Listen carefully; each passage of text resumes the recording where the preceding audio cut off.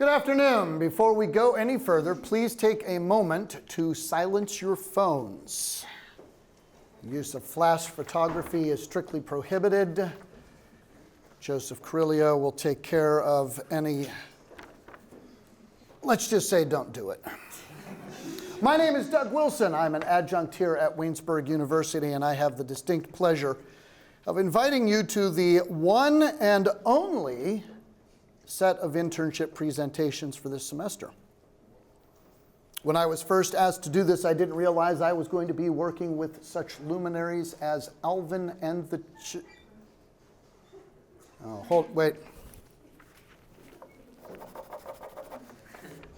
The interns and their presentations. Starting things off for this musically challenged group.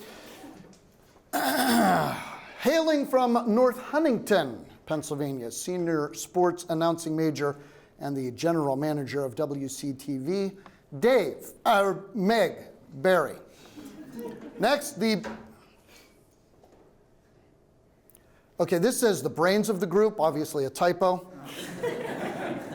The one who actually, however, can sing and use a camera properly and brings a boatload of positivity from Peters Township, Pennsylvania, sophomore electronic media major, Washington Wild Things intern, photography director of the Yellow Jacket, Waynesburg influencer, starring Simon Hoy. Connor Hoy.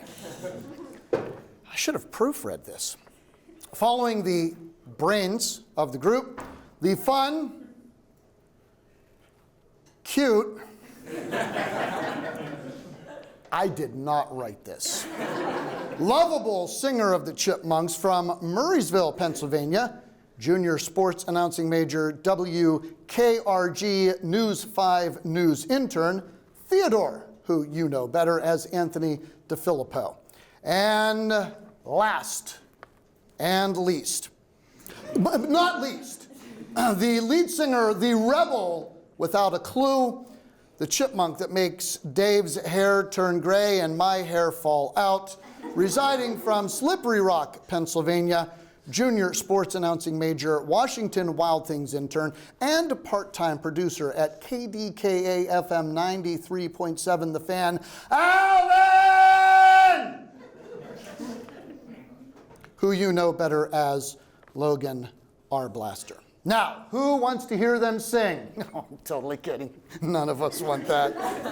Instead, please sit back, relax, and enjoy these internship presentations.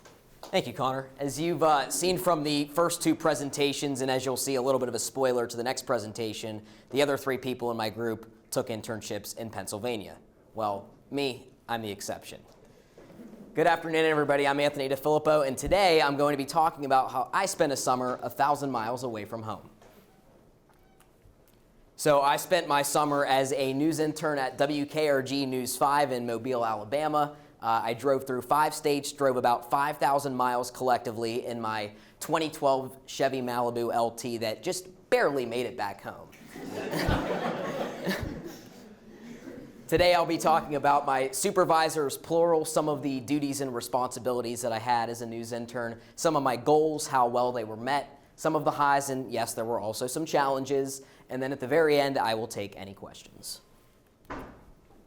So let's meet, as they call themselves, the News 5 team. About this time last March, I got an email from some random, I thought it was a spam email at first, honestly. It came from the news director, Gene Kirkconnell, who is in charge of all of the interns at WKRG. He's been there since 2021, and I had to mull it over for about 6 weeks or so before I finally decided that, yes, I was going to go 1,000 miles away to do an unpaid internship. It's crazy, right? He grew up in Mobile, Alabama, actually went away to Tampa Bay, Florida, and then came back. And then the MMJ, multimedia journalist, for those of you who aren't as well versed in the news lingo, Jeremy Jones, he was the one I worked with the most. He is from Atlanta, Georgia, went to Georgia State University, was hired at WKRG in August of 2022. He's been there the longest out of all of their reporters. And like I said, I spent the most time this past summer with him. Asher Red, who is the only person on this screen who is no longer with WKRG, he moved on to bigger and better things in Nashville, Tennessee, a little bit closer to his home in Lynchburg, Tennessee. He was hired at WKRG in June of 2023, and he covered a lot of the breaking news, your homicides, your fires, your crime. If you wanted to talk to the mayor, Asher Red was probably the guy to go with on that at WKRG. Haley Kennedy, she was kind of on the opposite side of the spectrum. She covered a lot of the feature pieces. Not that she didn't do hard news or anything like that, but she was really good at the feature stuff. She was hired at WKRG in June of 2023 and graduated from LSU. So some of the duties and responsibilities that I had, originally it was just kind of being the reporter's lackey. They didn't want to carry a tripod for the day. I would do that. They didn't want to carry a huge heavy camera. I would do that, but eventually I got around to building enough trust to film some B-roll, some stand-ups, as you see the rolling video in the top right of your screen, and just do packages and things for them after that. Back in the studio, I got to write VOs, which are voiceovers, and VOSOTs, which are voiceover sounds on tape for different producers, anchors, and reporters alike. And like I mentioned, that was kind of heightened as I went throughout the 8-week internship. I also got to cover some breaking news pretty early on. Covered 2 in the first 2 weeks, one of which was on day number 3. There was a missing persons case that I got to cover for an entire day, and kind of a funny or lighthearted story about that. My mom, who's in the audience, has Life 360, and she texted me and asked me why I was in the middle of the woods and if I was okay, and to show some sign of life at some point. So I texted her back. I said, yeah, I'm actually covering a story. It's not about me, don't worry. I also got to write and edit my own packages, got to also film some of my own stand-ups throughout, which you'll see at the very tail end of the presentation. So some of the goals that I had coming in, the main one was just kind of to adjust living so far away from home, living quote unquote like an adult, because guys, did you realize groceries are so expensive? I mean, monumental, groundbreaking news. I also kind of wanted to learn more about an area of communication that I just didn't know enough about. Yes, I was loosely involved in WCTV's newscast for my first 2 years here, but I know that that's a potential career path for a lot of graduates of this program, and so certainly I think I crushed that goal. I was there 12 hours a day, 5 days a week, so I certainly got to learn a lot just by osmosis. I also kind of wanted to learn more about an area of the country that I didn't know a lot about. I had never been to the state of Alabama. I think the closest I had been was Savannah, Georgia, which is on the far eastern side of Georgia, so nowhere close. I had never been to Kentucky, never been to Tennessee. So that was a completely new area of the country. Got to see the Gulf Coast beaches for the first time. Honestly, pretty nice. Well, now I'll talk about my highs, and there were plenty of them. An opportunity to meet new people and make new connections. That was the main thing I was down there for was an internship in the communication field, just kind of learning more about the field of multimedia journalism and what that kind of entails. On day number 1 there, I was given a sheet which included all of the phone numbers of every single person who worked there. So that was just kind of a connection right off the bat. And then I had to work to kind of build relationships off of that. I was also able to integrate myself in a community that, quite frankly, I knew nothing about. I had never been to, like I said, I had never been to Mobile, Alabama. It's a very touristy area in the summer. So that was pretty cool. And I was also there for the 4th of July, making some lifelong memories. This video that I'm about to show is from the USS Alabama.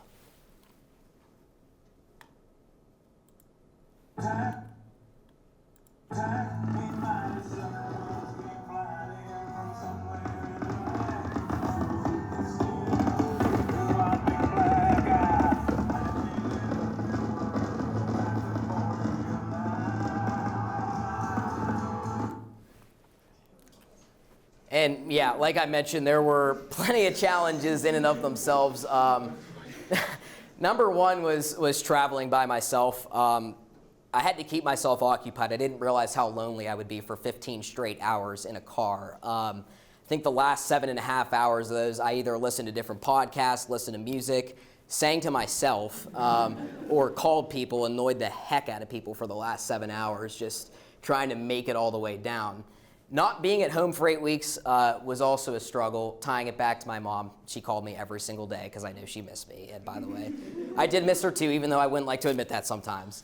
And then last but not least, and you're probably wondering why the picture's up on the screen, my 2012 Chevy Malibu, which I not so sarcastically referred to earlier on in my presentation. Made it to Nashville, Tennessee, and my check engine light came on. Yep, I was 500 miles away from home, and my car was breaking down on itself slowly, and so was I. But luckily, it wasn't too big of an issue, and we were able to get to Mobile, get it fixed within a couple of weeks, and it's still running at 113,000 miles now or something like that. Now, some of the work from the internship that I promised here are a couple of the stand-ups. I'll just let them play back to back. These sparklers may look harmless, but they can reach temperatures of up to 1,200 degrees Fahrenheit.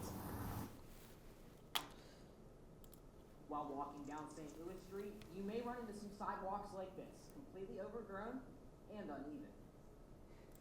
While reconstruction for the Civic Center is set to begin in February of 2025 to be finished in 2027, however, the theater is currently not on a set schedule to be rebuilt. The city is also looking into the lack of structural integrity in houses like this. Simpson says crime is also an issue with abandoned properties. It was just 3 weeks ago when a group of kids stumbled upon a body inside of this house.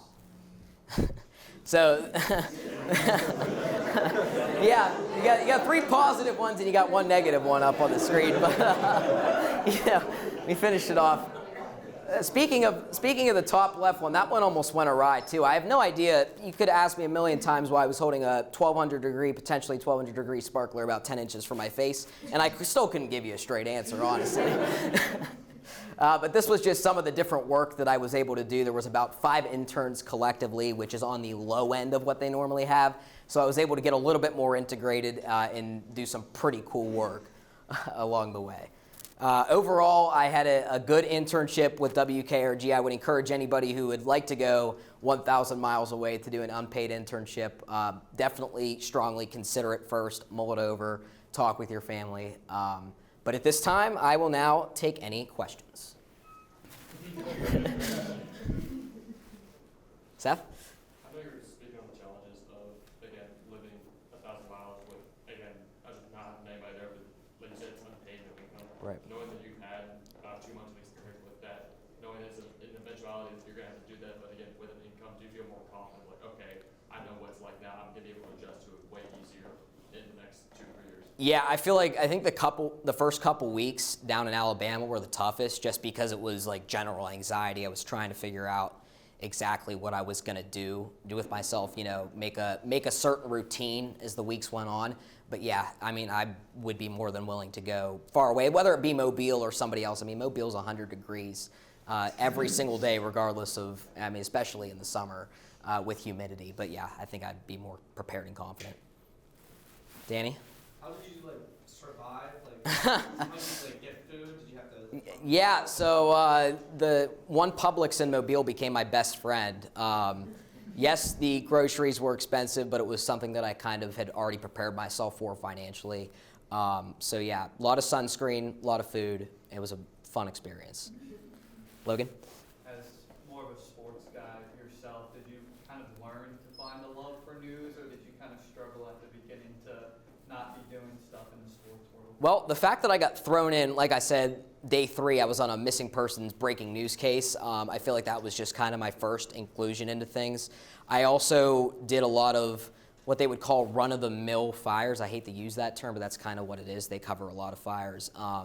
But yeah, I think at the beginning I came in, I was like, I'm probably going to end up doing something in sports, and I ended up coming out of the 8-week internship like I could really do something in news because I actually enjoyed it. Okay, well, we saved the best for last, least for last, whatever you want to call it. Logan Arblaster, who is talking once again about the Washington Wild things, and he may even call himself the utility player or Alvin, the troublemaker.